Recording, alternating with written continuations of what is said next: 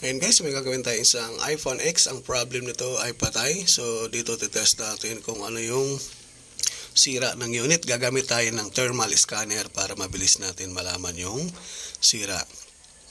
Ayan, power supply lang gamit natin. Ayan, positive sa negative para mabilis natin malaman kung ano yung error ng motherboard. Ayan, titest natin. Power supply ang gamit ko. Papalabasin natin dito kung ano yung sira. Ayun, may umiinit na. Ayan. Umiinit yung bad ng kaliwa sa may APC connector. Ayan, titest pa natin. Ayan, lumabas na. Nasa ibabaw yung init niya. Ibig sabihin sa may upper board ang error.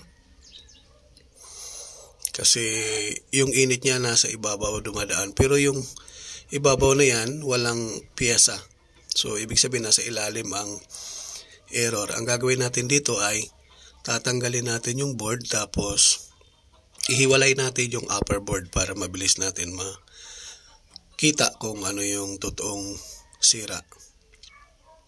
Ang sabi ng may-ari ay naiwan daw niya ito naka-charge tapos nakalimutan niya.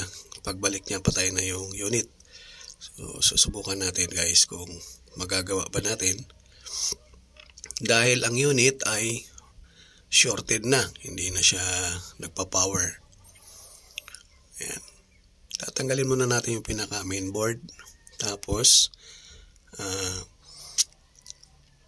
gagamitan natin ng separating machine para matanggal natin yung pinaka upper board.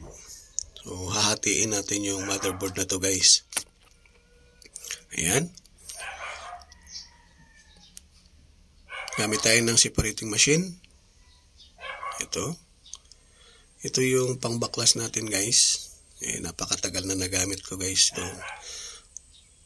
Matagal na ito na panahon na na-stock. Bihira lang magamit. Ayan. Hahatiin natin ngayon yung pinaka motherboard niya. Ayan.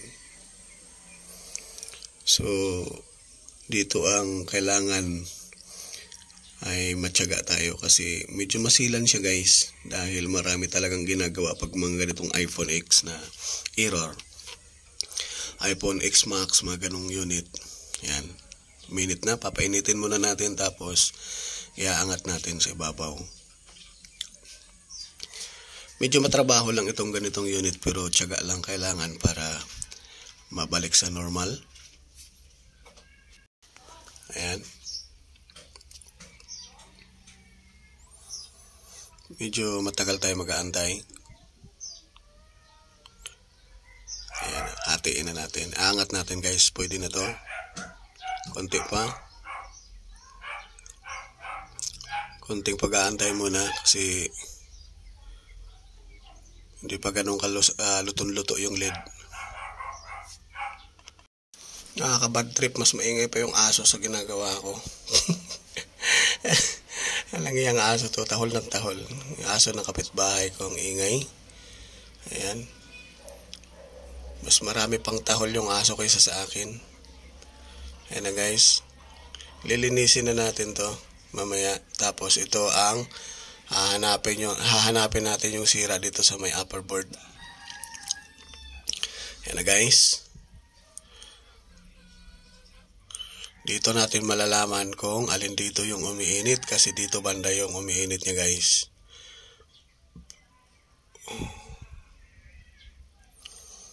Ang kulit ng aso, ang ingay kasi. Kaya nadidistract tuloy tayo. Hindi tayo makapag-concentrate ng maayos. Ayan na, napalabas na natin. Ulit. Yung capacitor lang yung umiinit. Oops. Ayan. Unang umiinit yung capacitor. So, yan lang ang tatanggalin natin. Yung power IC na katabi niya ay U2 IC, hindi yan sira. Yung katabi lang na capacitor, tatanggalin natin yan. Ayan. Disable lang tayo. Okay na yan guys. Ibig sabihin normal na yan. Ayan. lilinisin na lang natin lahat, lilinisin tapos i-re-reball natin mamaya yung pinaka main board, saka natin ipapatong yung upper board. So dito tayo medyo matrabaho dahil napaka sila ni isa-isahin talaga natin paglinis yan para pulidong-pulido. Tatanggalin natin yung lumang mga lid bago natin i-reball. Yan, para perfect yung pagkalagay ng mga paa. Importante malinis na malinis yung sana sa main board. Ito yung pinaka main board niya guys. Linisin natin maigi. Tapos saka natin ibabalik yung saka natin papasok sa rebolling plate. Re-reball natin ito mamaya. Kailangan dito kasi magpantay lahat ng mga paa bago tayo maglapat ng upper board. So hindi natin pwede ibalik dito. Ibalik yung upper board ng ito pa rin yung mga paa kasi hindi tayo sigurado dito kung pantay-pantay siya o hindi. Gagawin natin, magre-reball tayong panibago para malaman natin kung pantay-pantay yung paa o hindi. Ayan.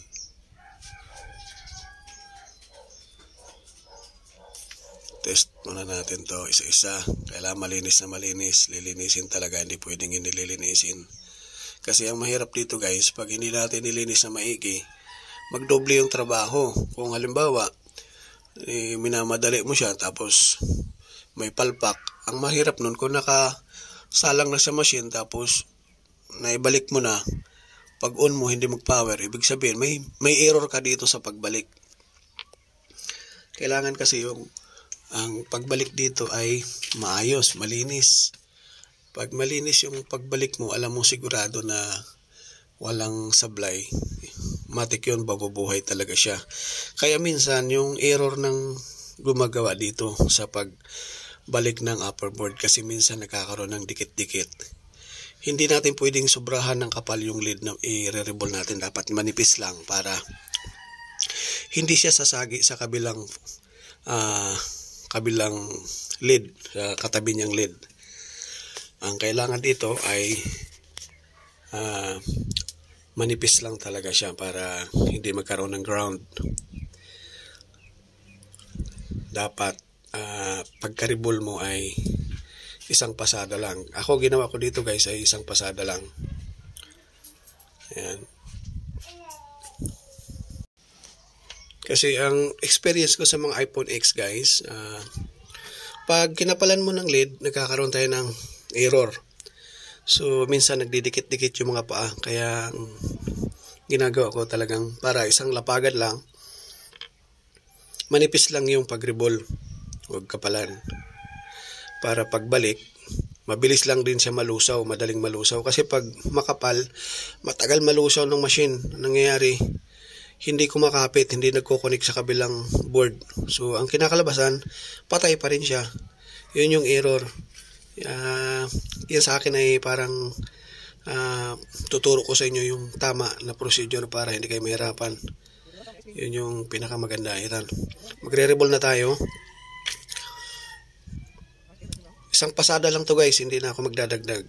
Pag nire-hit ko, dire-diretso na yan, hindi na ako magdadagdag. Kasi ang ginawa natin dito ay manipis lang. Hindi tayo magkakapal ng lid.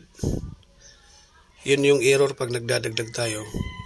Kumakapal yung lid. Pag kumapal, doon na hirap na tayo magbalik sa motherboard, magbalik sa upper board kasi matagal malusaw yung lid. Kung manipis, mas madali siya malusaw kaya kakapit agad doon sa may upper board. Ito yung nire-reball natin ay pinaka main board. Yan. Linisin muna natin bago natin i-hot air. Kailangan malinis na malinis para alam natin pantay yung mga paa. So dito yung pinaka technical talaga guys kasi ito yung pinakamasilan. Dapat ma-perfect nyo yung pagbalik ng lid.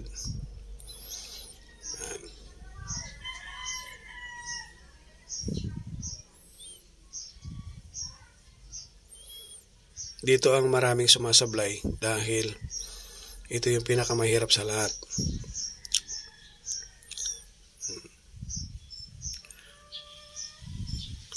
Ayan. Okay na. Babalik na natin to sa main board. Ay, yung upper board. Balik natin sa separating machine. Ayan. Babalik na natin yan. Tingnan natin to guys. Mamaya uusok to. I-focus na lang natin yung video. Ayan. Maandar na yung makina. So, tatagilid natin ng kaunti para makita natin na umuusok na. Ayan guys, umuusok na siya. Oh. So, antayin natin na maglapat lahat bago natin patayin yung makina. Ayan. Niluluto niya na yung lid. So, nilagyan ko ng kaunting flux para mabilis malusaw. Ayan, okay na yan. Babalik na natin. Dito natin malalaman guys kung magpa-power ba siya. So, ang problem nito ay shorted, full shorted dahil capacitor lang naman yung tinanggal natin. Yun ang lumabas doon sa test natin sa power supply. Capacitor lang. So, totally wala na siyang ground. Kaya binalik na natin. Dito malaman natin guys. Sana matsambahan. Titingnan natin. Babalik natin yung mga tornilyo para malaman natin kung magpa-power ba siya. Ayan. Ang ganitong unit guys, kailangan tinatsaga talaga gawin kasi matrabaho. Yung iba, umaayaw pag ganito na dahil madami nga ang ginagawa, sobrang dami. Kaya mabusisi, kaya tsatsagain talaga natin. Malalaman natin to guys kung magpa-power. Ayan, test na natin. Lagay natin yung LCD.